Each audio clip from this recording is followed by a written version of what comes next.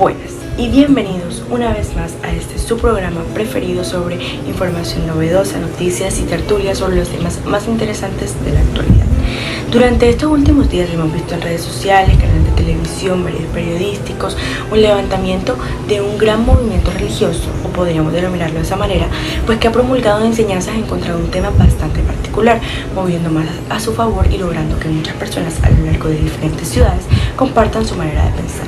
Hablamos del movimiento anti-edición genética, el cual es liderado por la pastora Valentina Colón en la ciudad de Barranquilla, que ha convocado a una gran población a manifestarse de lo que ella considera un atentado contra la naturaleza, la dignidad humana y la identidad que se nos está dada por Dios. Yo soy una persona estudiada y no hago afirmaciones sin tener base o razón alguna para hacerlo. Por eso todos nosotros debemos saber que las modificaciones genéticas atentan contra la integridad de los seres humanos, contra la dignidad humana, porque no respetan la decisión si aceptar o no hacerse este tipo de prácticas. Afectan nuestra integridad como seres humanos, afectan toda nuestra vida, porque son prácticas que no se deben realizar, porque nosotros somos hijos de Dios, somos creyentes de Él. No podemos tomar este tipo de decisión por una persona que no ha nacido de Él, porque es falta de humanidad, porque es falta de sencillez. Por eso nosotros, aquellos verdaderos hijos de Dios, debemos alzar la voz para que esta modificación de genes no se haga, no se siga haciendo en la humanidad, porque es algo que está indebido. Por eso nosotros debemos decir no a la edición genética, no a la edición de genes. Cuando hablamos de forma tan segura sobre temas específicos y delicados, podemos confundir a muchas personas que quizás no están conscientes o no son conocedores de lo que realmente trascienda en este tema. Es por eso que hoy en nuestro programa contamos con la grata presencia de dos especialistas en este asunto: la médico directora del Instituto de Ciencias Genómicas, Linda Brito, y el investigador científico de Ciencias Biomédicas, Oscar Arias. Bienvenidos, doctores. ¿Cómo están y cuál ha sido su reacción sobre todo lo que está sucediendo? Hola Valentina, muchas gracias por la invitación. De verdad que estoy muy alegre de estar aquí para poder compartir este espacio con todos los televidentes de tu programa y hablar sobre esta temática que realmente ha sido un punto central en las noticias y toda la información por estos días. Increíble, de verdad. Estoy muy sorprendida con todas las afirmaciones de esta señora, con mucho respeto, claro, me refiero a ella, porque tengo que respetar de pronto su opinión a nivel personal, pero es imposible dejar de lado que es un tema que ya supera los límites de lo que sería una opinión particular y empieza a ser más que todo un tema de interés mundial, ya que es un tema que nos incluye a todos. Entonces, de verdad, muy sorprendida por sus afirmaciones y seguramente pues hay muchas apreciaciones que hacer y muchos punticos a tocar sobre lo que ella dice en sus enseñanzas. Hola Valentina, muchas gracias por la invitación de verdad a compartir este espacio, a compartir en este programa educativo que de pronto sirve para realizar este tipo de aclaraciones, que sirve para educar a las personas que nos pueden ver. Muchas gracias también a los televidentes que se conectan, que nos escuchan y que nos ven en este espacio, y que esperamos que en esta oportunidad podamos de pronto aclarar ese tipo de tergiversaciones que se están dando frente a esta temática. Bueno, doctora, vamos a iniciar por lo que sería lo más general o lo que nos podría dar una introducción al tema para poder saber de qué estamos hablando. ¿Podría explicarnos de manera muy puntual a qué nos referimos cuando estamos hablando acerca de edición genética? Me parece perfecto, Valentina, iniciar por esta parte, pero yo pienso que antes deberíamos aclarar qué es ADN en este caso, como para poder entender de forma más precisa lo que es la edición genética. Bueno, por ADN vamos a comprender o a entender que estamos refiriéndonos a una molécula que contiene el material genético que se hereda de una generación a otra generación. Esta molécula está constituida por unidades de información o genes que van a determinar las características y el funcionamiento como tal de los individuos. Ahora sí, cuando nos referimos entonces a edición genética, estamos hablando de una técnica que permite cambiar, ya sea añadiendo o quitando segmentos de ADN para así modificar de forma precisa la secuencia que tiene, cambiando pues una determinada característica o determinadas características de un organismo. Doctora, ¿y precisamente cuáles son esas aplicaciones en las que podemos ver evidenciada la edición genética? Bueno, Valentina, es algo bastante específico. Mira, en primer lugar podemos hablar de una aplicación de ciencias básicas con la cual hacemos referencia al uso que se le da a la edición genética para entender las funciones de los genes humanos, del desarrollo embrionario, de la conexión entre genes y enfermedad, la progresión del cáncer y otras enfermedades que suelen tener o que tienen un componente genético importante, ¿ya? Por otro lado, pues tenemos lo que es la aplicación en organismos modelos. Aquí debemos precisar que aunque el mejor modelo siempre será el mismo ser humano, pues muchos procesos fisiológicos son similares en otros animales. Por eso, pues los resultados obtenidos experimentando con organismos modelos, como por ejemplo los ratones, pueden dar la pauta para entender los mecanismos genéticos humanos. Y hay una tercera aplicación, Valentina, pero esta sí me gustaría que el científico, que el doctor acá la explicara. Le cedo la palabra, doctor. Doctora Inda. Sí, Valentina, como te dice la doctora, hay un tercer tipo de aplicación y en este caso estamos hablando de la prevención y tratamiento de enfermedades. En este tipo de edición genética vamos a tener una dependencia del tipo de célula en el que trabajemos. Pueden ser células germinales o células somáticas. Cuando estamos hablando de células somáticas nos referimos a las células que están en casi todo el cuerpo, en la piel, en el hígado, en los pulmones, mientras que cuando hablamos de células germinales nos referimos a aquellas que dan paso a los espermatozoides y los óvulos.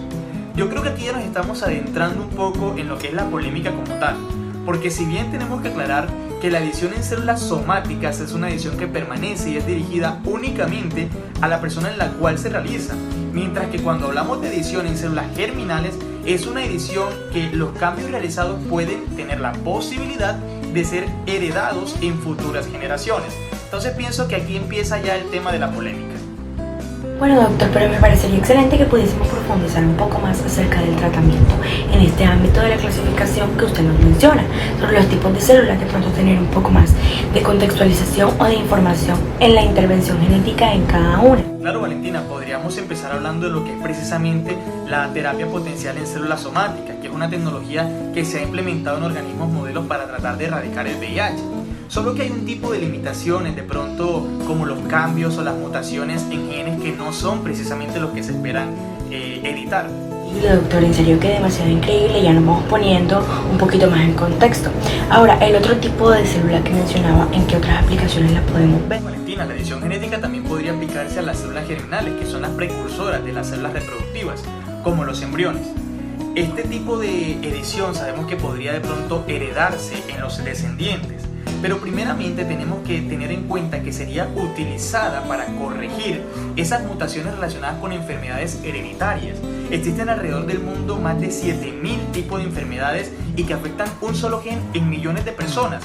Entonces, este tipo de edición corregiría y ayudaría de forma potencial a corregir estas enfermedades. Pero ¿existe algún tipo de riesgo? Porque hasta ahora no veo una razón por la que haya que marcar oposición a algo que nos podría dar una gran oportunidad de avance a nivel mundial.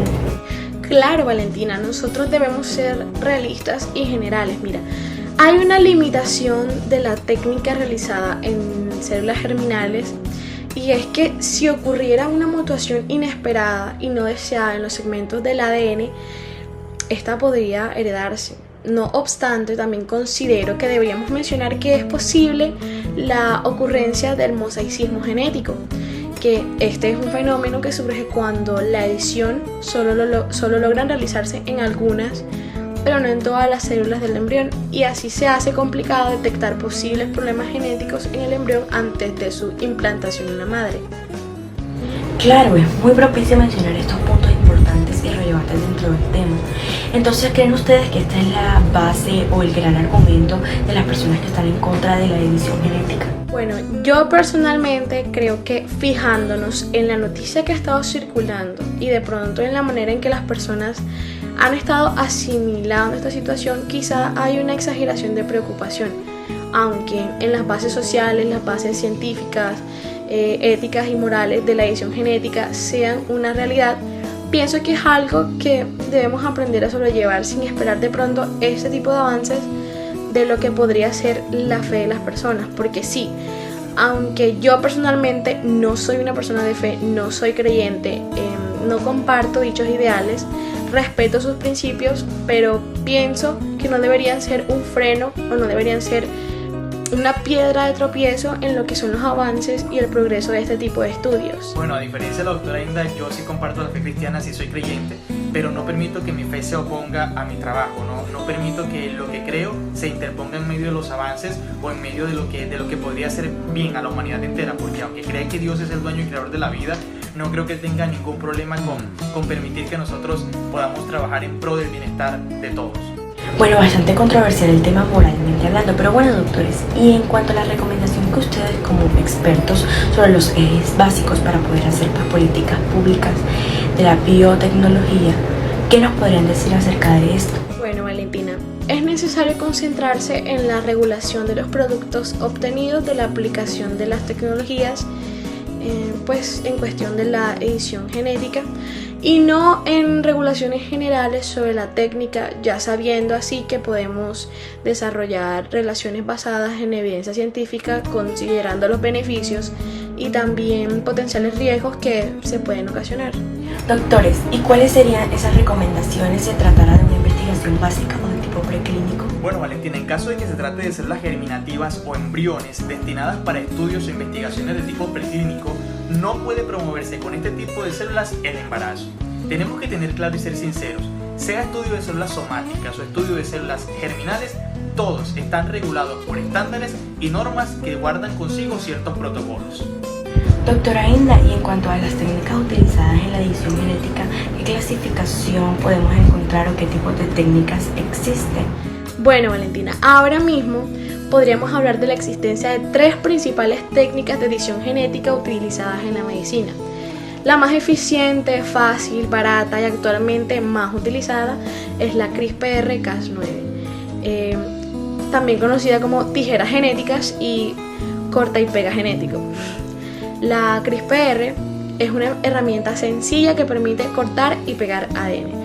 Esta corta un gen que causa una enfermedad y lo cambia por otro que no provoque este problema.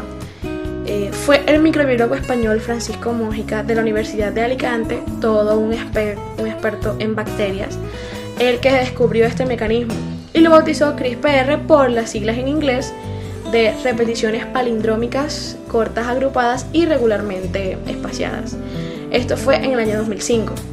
Después de Mójica, diversos investigadores estudiaron cómo funcionaba este mecanismo, hasta que en 2012 las recién premiadas con el Nobel de Química, Jennifer Doudna y Emmanuel Charpentier, se inspiraron en él para desarrollar una herramienta sencilla, fácil, barata de edición genética. ¿De qué manera funciona esta técnica que nos menciona? En este caso se inyecta ARN en la célula que codifica la proteína Cas9, o sea, la tijera, junto con una especie de guía que indica al Cas9 dónde es que debe cortar la cadena del ADN. Esa cortada se hace con una precisión bastante exacta. También se va a introducir en la célula las secuencias que se quieren insertar, porque cuando el Cas9 rompe el ADN, la maquinaria de la célula pone en marcha el trabajo para inmediatamente repararlo. ¿Y cómo lo hace? Lo hace usando la secuencia que hemos insertado para reemplazar la que se ha cortado. Aunque ya no son secuencias como las de la bacteria, sino que son unas que se han diseñado previamente en el laboratorio, de carácter genético.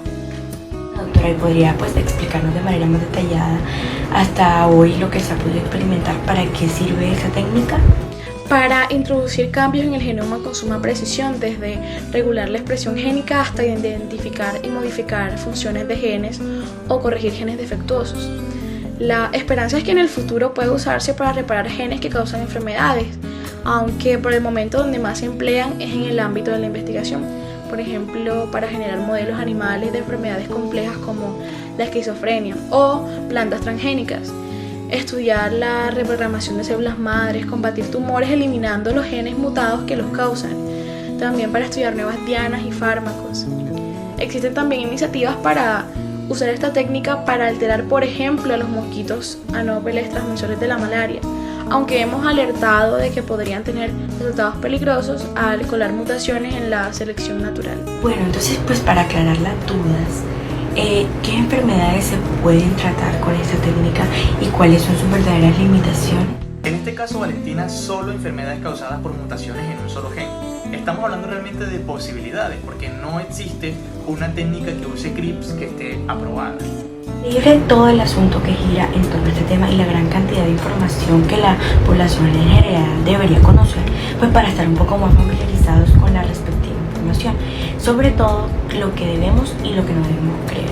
Gracias a ustedes, doctores, por acompañarnos, de verdad fue muy grata y educativa la visita a nuestro programa, y gracias a los televidentes por quedarse una vez más hasta el final, y esperamos vernos en una próxima ocasión. Muchas gracias.